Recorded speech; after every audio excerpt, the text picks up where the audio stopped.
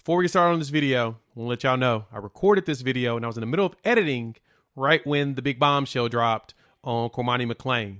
So I'm going to finish editing and post this video after the McClain video that just dropped. Just FYI. All right, so the Pac-12 released the schedule for all of their teams. And so we know we've got to go through Colorado's schedule. And let's actually look at, in January, who we think they can win. And I'll give you a little hint. They're going bowling. Let's talk about it coming up here in about 10 seconds.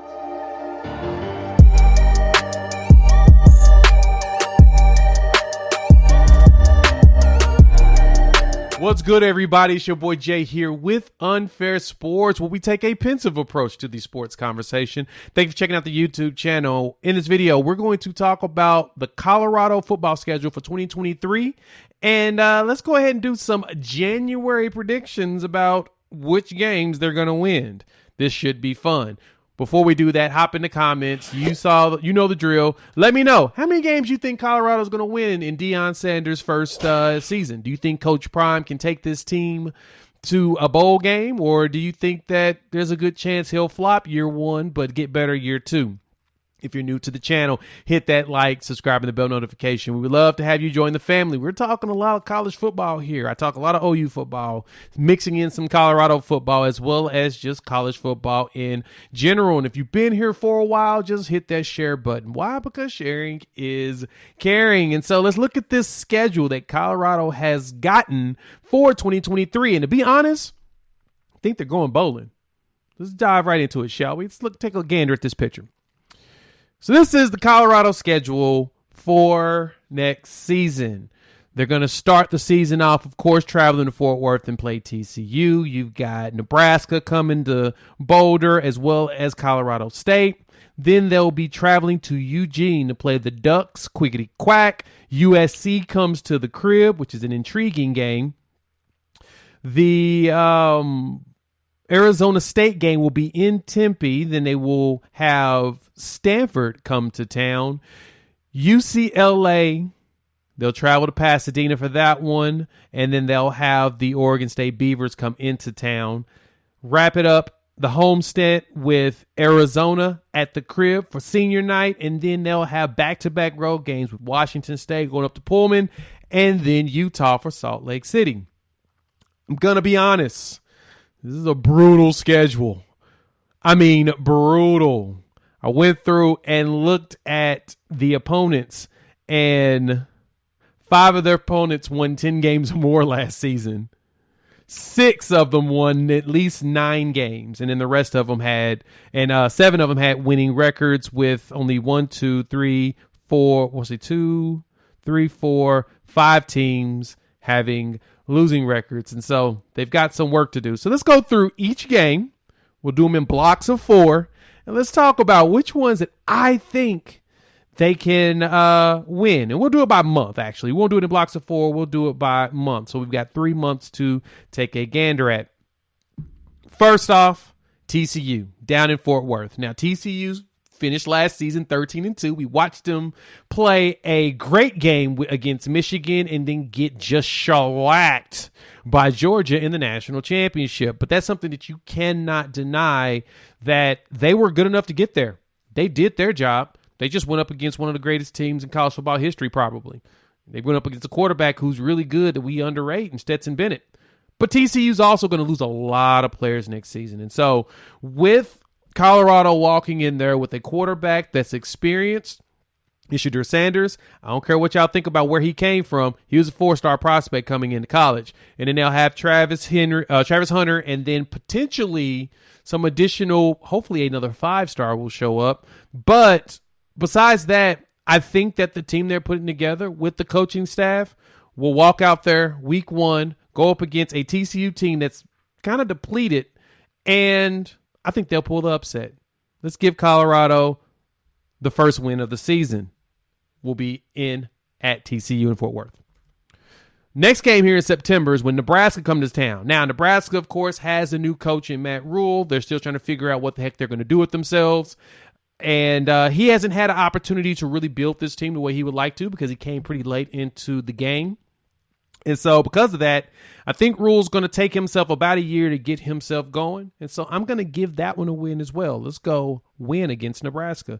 So Colorado starts the season off 2-0. And at that point, somebody's going to be crazy enough to rank them. I'm just going to be honest. Somebody's going to, the media will throw that out there and say, this team is going to be one of the best ones out there. And we'll see how that goes. Next up, Colorado State. They better win this game against Colorado State at home in September versus, I guess you could say, a pseudo rival, their in-state rival. They better win this game. And so I'm going to give Colorado that one. That's a 3-0 start. Now, this is when the schedule gets really, really tricky. They're going to travel to Eugene, Oregon, and play against the University of Oregon, the Ducks.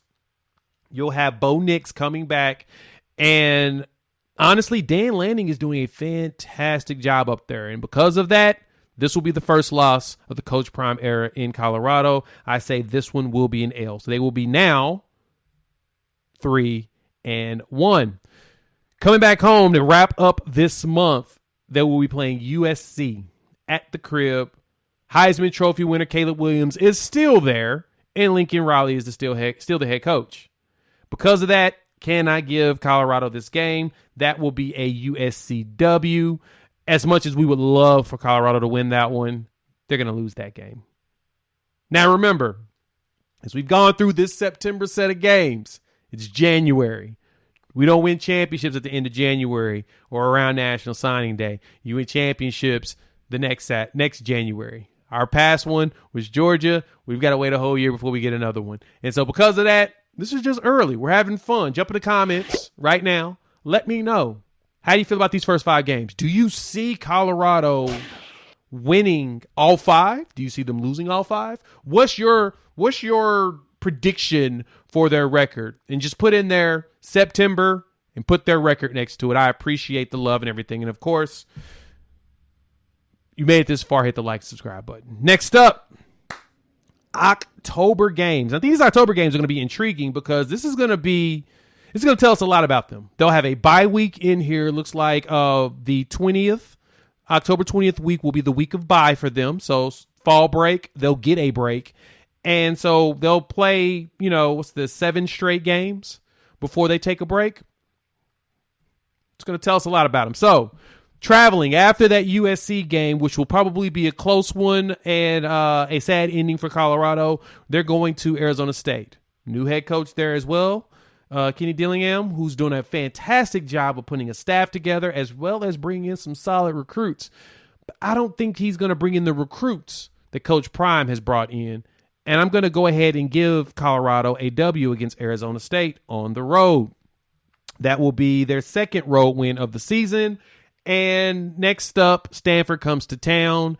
Stanford without David Shaw as their head coach, who has decided to take a break. They're still trying to figure out what they're going to do next. That's definitely a W. I see Stanford losing all but maybe 1 game this season. It's not going to be a good year for them. Now, this is when things get good. End of October, Halloween weekend, you're going to have Colorado traveling to Pasadena to play in the Rose Bowl, not the actual bowl game, but in the stadium, the granddaddy of them all, against UCLA, who plays all their home games in Pasadena. Chip Kelly's doing some things, and he has done nothing but continue to go up, up, and up every year. And I think this is the 3rd loss of the season for the Buffs. I just think that UCLA is just that much better. I just do this year. And hopefully Colorado gives it a game. They could pull an upset this. I think if there's a game for an upset, this is the one. This is their best opportunity to pull an upset. But I don't see it this year. I see UCLA winning it. Now we're done with October. Hop back in the comments. Let me know what you think. I'm saying this because it's January. We will have another assessment this summer before the season starts, mainly because at that point, the second transfer portal will be over.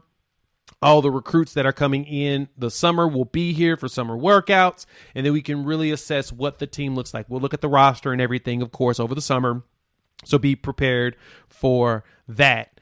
And let's move on into the last month of the college football season, November. You ready? Let's go. Next up, At home for homecoming. This is a fascinating game to put at homecoming is Oregon State. Now, Oregon State went 10-3 last season. I don't know how I feel about making Oregon State a homecoming game. Because usually homecoming is when you bring everybody back and you go out there and you pulverize your opponent. Oregon State's, I don't think they're going to be a team you can polarize. They brought in DJ Uiagalelei, and I think that DJU has a chip on his shoulder, and he should prove a point. And because of that, I think Oregon State's going to make this game hard. I think Colorado pulls the upset, though. Makes them bowl eligible, goes in the season. That is now 6-3, Coach Prime's first year there. They're bowl eligible with a victory over Oregon State at home for homecoming. We'll see what it looks like. Expected to be a close game. Next up, you got Arizona coming to the crib. Coming to the crib. So you have back-to-back games, and this is senior day. This will be the last home game of the season on November 11th. Do I think Colorado can pull this W out?